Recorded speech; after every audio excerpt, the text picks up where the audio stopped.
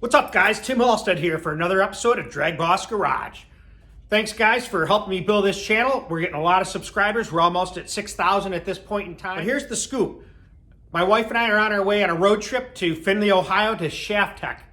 Now, that's a company that was started by a guy that used to work for Callies. He retired from them or left them and started his own company. And what he does is like crankshaft finishing, fine-tuning it, I call it. They have a couple processes that they used. And I had my last crank that's for the 409 done there, where they clean it up, they polish it, they treat it with Omnicron, which is a process used for stress relief. The parts come out looking like they're polished. I'll put a picture of the crankshaft that I had before and after it was done here. You'll see it. But here's what I'm taking there. Here's the crank I got from my buddy Brian Gilchrist. He's the guy that's hooking me up with a 354 cubic inch Cleveland, which should be here within the next, I'd say, probably week to 10 days. Now, I got this crank from, this is a Callies Dragon Slayer. Good American crankshaft right there with some nice details, internally balanced 4-inch stroke Cleveland mains. That's going there to get that process. I talked to them. They're going to sponsor me, they think, and we'll see how that works out. Now, I'm also taking a set of these rods. These are Crower billet rods. These things are nice, man. I think they were called the Maxi Light. 2-100 crank, 6-inch rod. Now, I don't know if these have the correct forward offset. I don't know, but they're a pretty darn nice rod. These rods are like $2,300 a set. So I'm going to have that process done to these, and these are going to go in the DragBoss build, the 427, along with this crank. The blocks at Tim Myers, he's ready for these parts to start fitting it to get the bottom end done. I also been talking to Darren Morgan, who now works at BES. We're going to start getting the secret A3 heads, which you're going to see a video for that on a separate video. Wait till you see these things. Unbelievable. But I think I'm going to put those on the DragBoss 427. Thought about the Blue Thunders?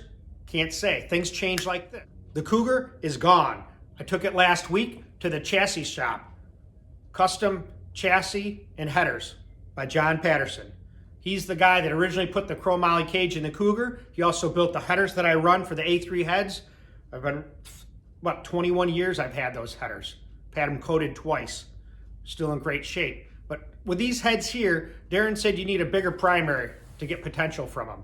Now, I'm going to be limited anyways just because I haven't changed the cam to match the head flow. But I'm going to do that and see what his head flow does with horsepower. It made 752 at 7,600 before. He said with his porting, it's going to move the peak power to 8 grand. That's where I want to stay. I want to be around the 8,500 range. So this is going to be interesting. Things are starting to get underway. The Cougar's going to get the engine plate that Todd Fuchs donated to me. So it's getting the engine and mid plate. It's also getting custom stainless 2-inch headers. I also had all the steering removed, the old steering box, the steering linkage, all that bulky stuff. That's gone. We're putting in a custom chrome moly cross member with a rack and pinion unit. I already took off 31 pounds off the front end. Now we're going to add some weight with that rack and pinion unit, but I think it's only like 10 pounds for that and the steering linkage. We bought it as a kit. Also finishing the window net, a new drive shaft loop. And here's another thing. Hang on, check this out. I'm also changing the suspension a little in the rear. Now, I've had those Global West spring shackles. Never really saw a big difference between the stock loose shackles. But either way, the ultimate for a leaf spring is a roller, slider they call it, where it mounts up to the frame, you weld it to the frame, and the leaf spring goes back and forth on this bearing. You're going to get about the best 60 foot you can with that. And I decided to change it. Now, all these changes, these motor plate and this slider system, I would love to do that myself, but you know how it is with me. You know, I can barely get things done. So he and I had a deal a long time ago, and he's got time. I said, you know what, let's get it done. While the Cougar's at the chassis shop, I can get this 409 done. So stay tuned for more videos on that. But I appreciate everybody that's been helping me. Let's get on the road.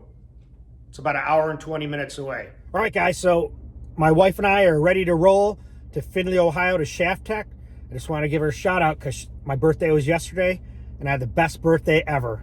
And I mean ever. Hold tight. Yeah, I'll tell you, it's times like this I wish I had a lift. But Anyways, hopefully this comes down without any issues. It's nice and easy.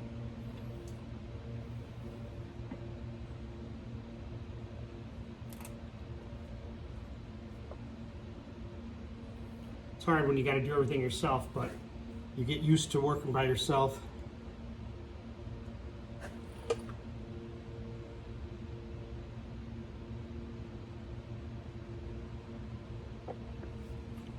There we go.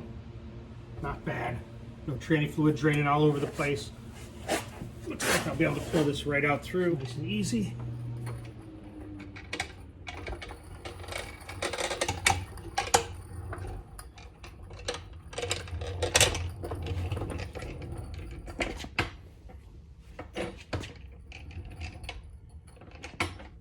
Well, there you go. Got the trans out. I'll pull off this belt housing. We need that to use for the fabrication aspect. He's got an empty case there. We'll be good. Let's see if we can get this up on the cart here. It's not going to pick it up straight, but it'll be all right. Because I don't lose any oil.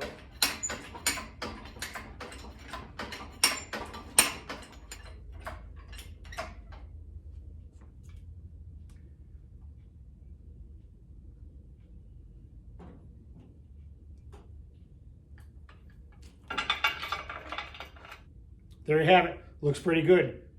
Got to keep going. I'll keep you posted on where we are as things move along. Hopefully by Friday I can get this thing in the morning loaded on the trailer.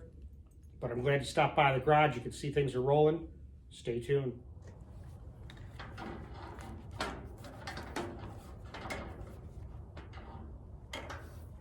Yep. Hopefully we can get this thing on without any issues.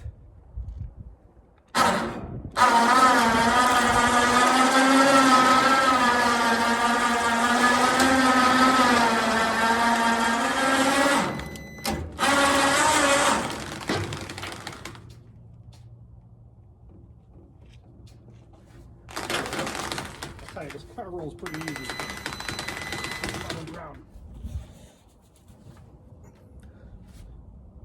Well, there you have it. It's loaded. Cincher down. Pack up. Columbus bound.